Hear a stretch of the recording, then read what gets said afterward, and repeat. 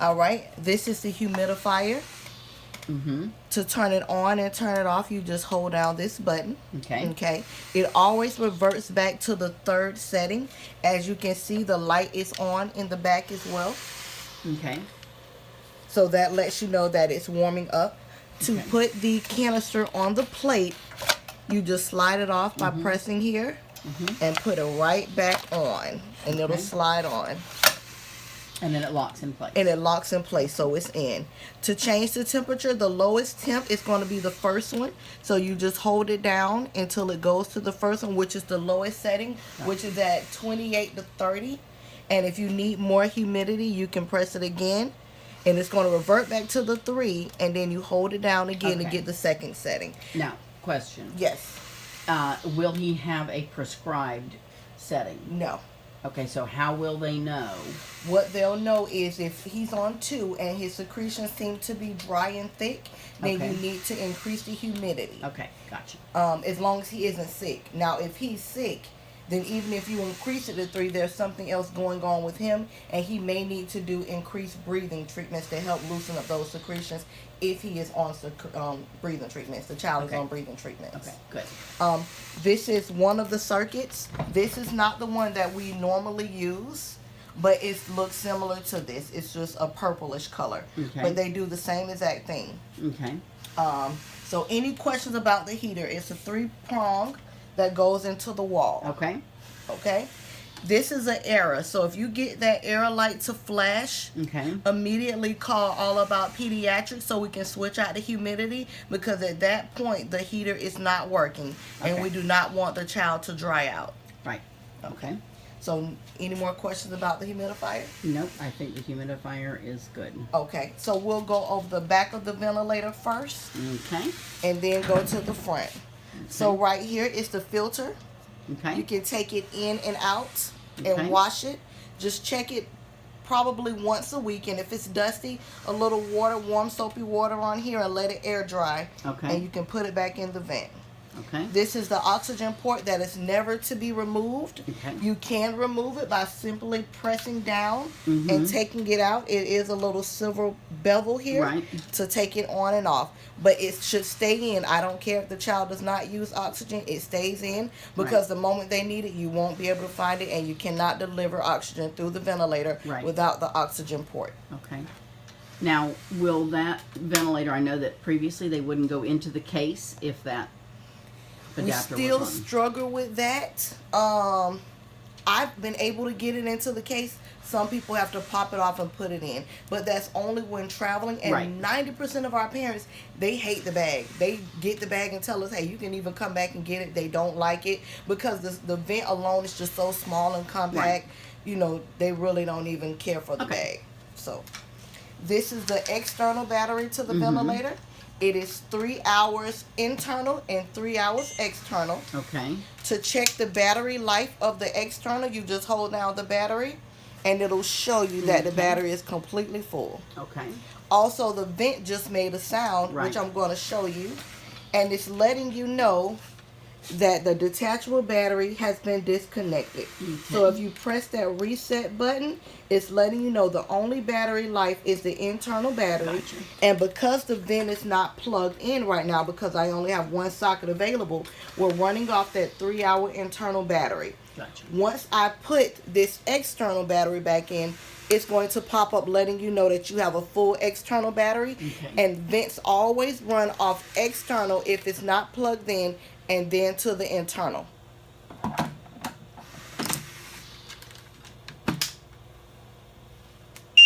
So now we're showing you the detachable battery is full, and it's running off the detachable battery. Okay.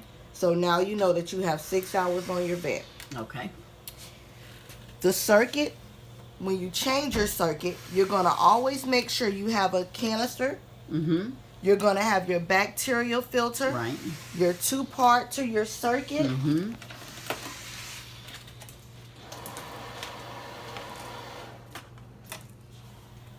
Your exhalation valve. Your OmniFlex that connects directly to the child. With this exhalation valve, make sure this valve is always closed off. It's just additional flow to come out. but we like to keep it closed. This is the actual exhalation port. Never put it under the cover. Make sure you can always see it, and it's never covered because the child will suffocate if they do not have an exhalation valve open. Right. Or they'll build up CO2. Absolutely. Okay. Absolutely. And then they'll go to sleep. Yeah. Forever. So this changes out completely every 2 weeks. Right. So make sure when you are ordering to make sure you're ordering the bacteria filter, your circuit, your exhalation valve, along with your Omniflex. Okay. Now, do these circuits, I know that the Trilogy circuit used to have a wire that went from here and came all the way up and plugged in here. Mm-hmm. No more? No more for this particular unit. Okay. Yes. So those are the old unit heaters that comes with the actual temp probe. So the newer ones do not come with that. Okay. Okay? Good. So you won't need to worry about that on this. Simplify things. Okay. So any questions about your circuit? Yes. Okay. Does this circuit also sometimes dew out and build up water? Absolutely. So to dump the water out, that is a really good question because it can give you a false reading on your ventilator if you're letting the water build up. Right. Never ever drain the water back into the canister because if the child is sick, that can cause reoccurring infections. Right. So whenever you need to drain the water out the canister, you're just going to take it off of here. Drain it out like so on a pad or a towel or anything that you have. And once you are done, put it back on.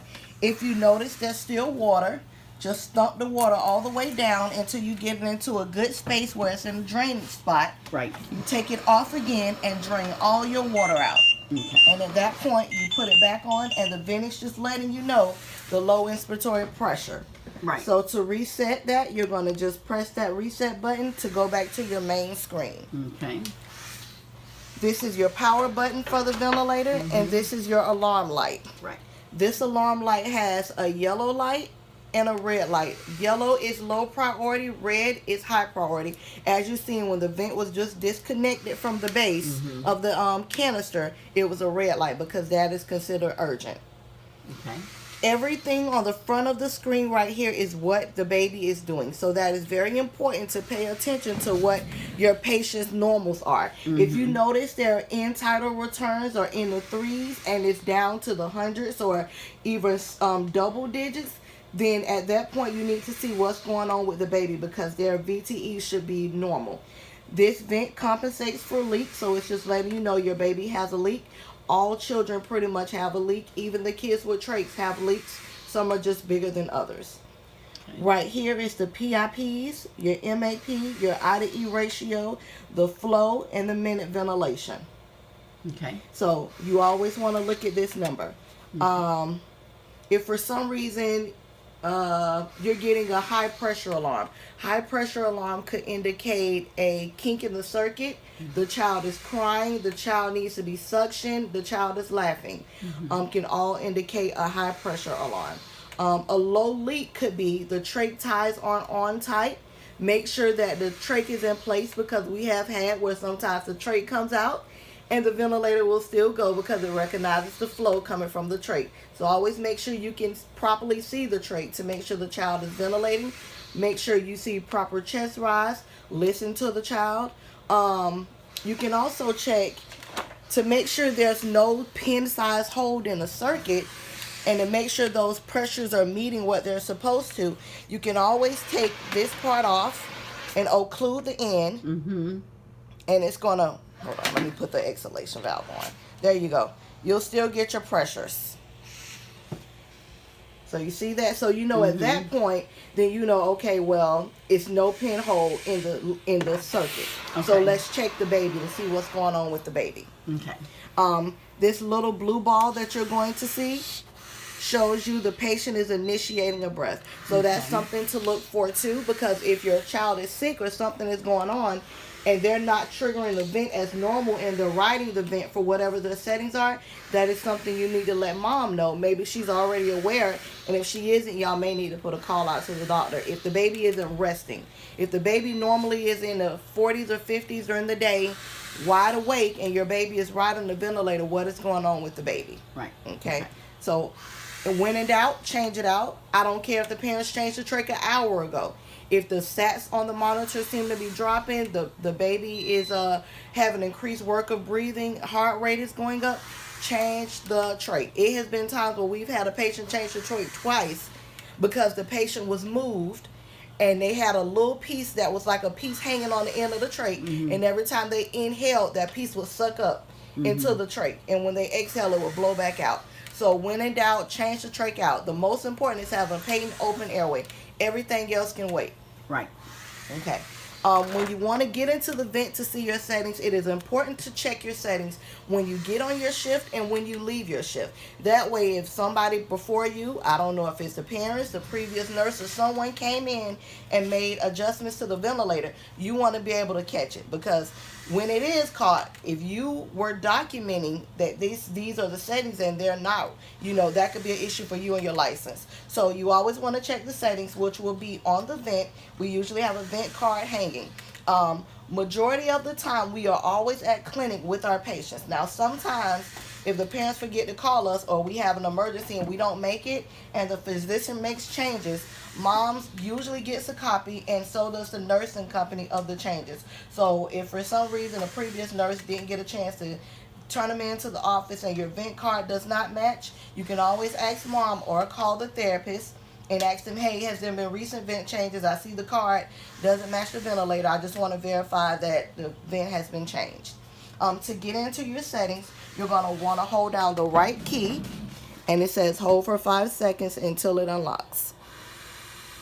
Once it unlocks, you're going to press the up arrow, and you're going to scroll down to information. When you get to information, you're going to hit select. Once you hit select, it's going to give you a page-by-page detail of what your settings are, even your alarms.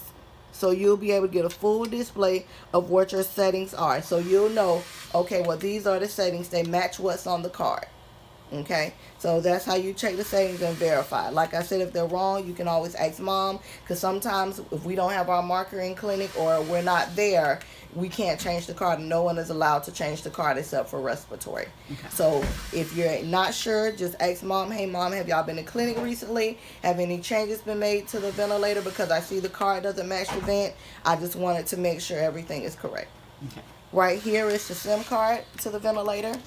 This is where if we needed to download information off the vent, we could.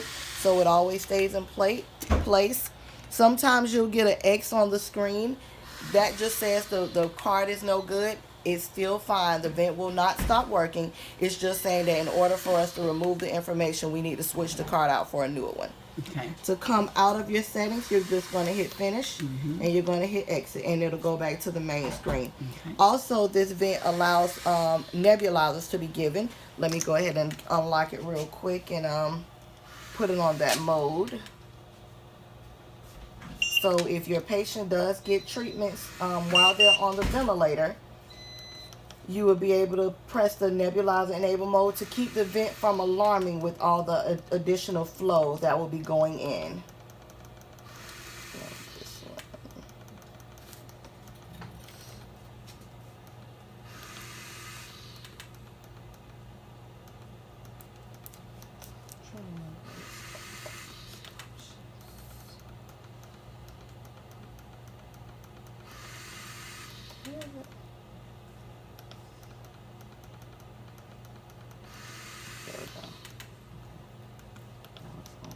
Okay, so you're going to hold down the right key once again until the alarm beeps.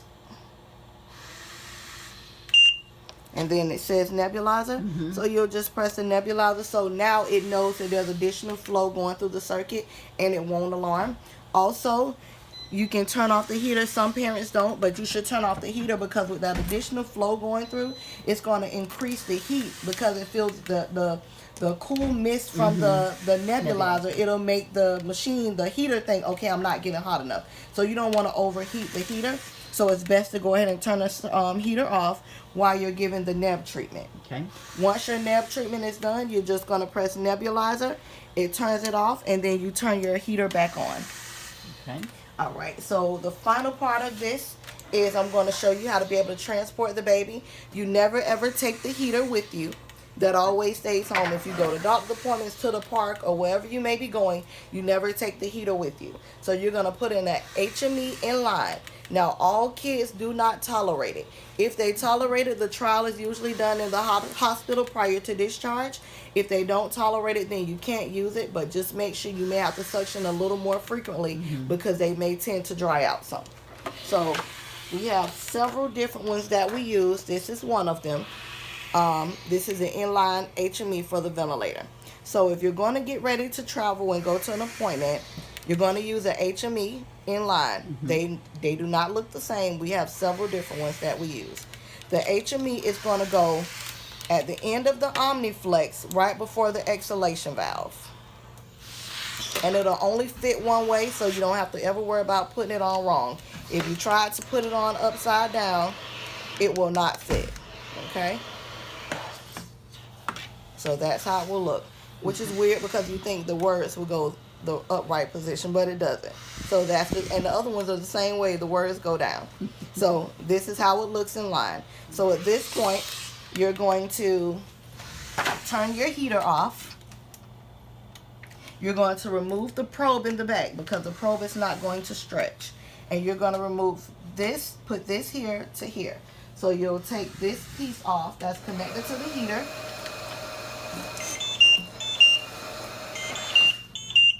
All right. You can leave this like this to keep it closed so nothing can get in it. And you see you have your alarm. You're going to press the reset button. Okay? So your numbers are going to come back up in 1 second. So at this point, you're safe to go ahead and pull the ventilator off of the base.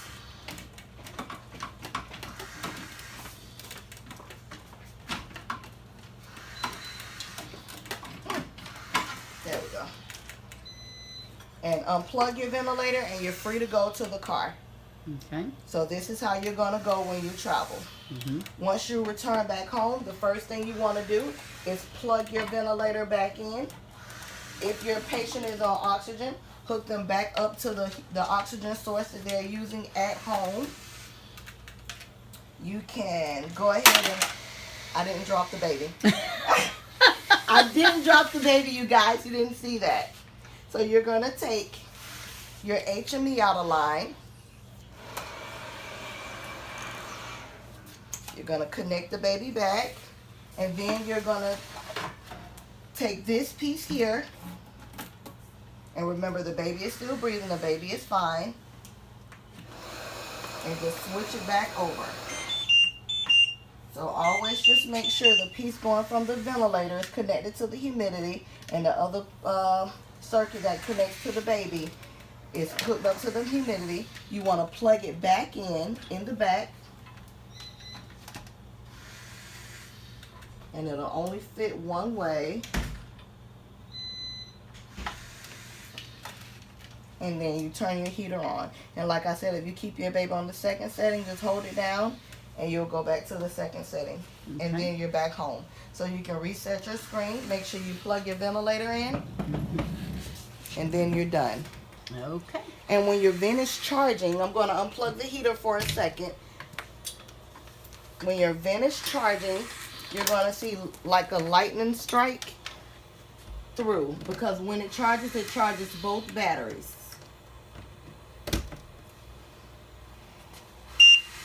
So, since we barely use any battery for this training, you don't, well, there it goes. So now you see it's charging the detachable battery, and the internal is saying it's still full. Once it's completely done charging, that will go away. Okay. Okay? And you'll know that you are plugged in because neither the detachable or the internal is highlighted in red. Yeah, so the only time it's in red is when you pop it back in. But when we plug it out, so now it's showing you it's charging both. Okay. So if I was to unplug this, it'll be like a box around it. So let me show you. Okay, but if they're fully charged. Yeah, if they're fully charged. So it's letting you know, hey, so this is a low priority, but it's just letting you know it's going to keep flashing until you reset it. And there you go. So now it's showing you, hey, I'm on the detachable battery because I'm not plugged in. Okay, so when it's plugged in, that box disappears. That box disappears. So I'm going to plug it back in so you can see it. Yeah. And that's how you know that that's how you know that the plug is in. Absolutely. Okay. So that's another way to check the socket. So if you see that little box and it's plugged in, then you know, hey, something is going on. That socket must not be working. And the cable that comes with the ventilator is screwed on. Right.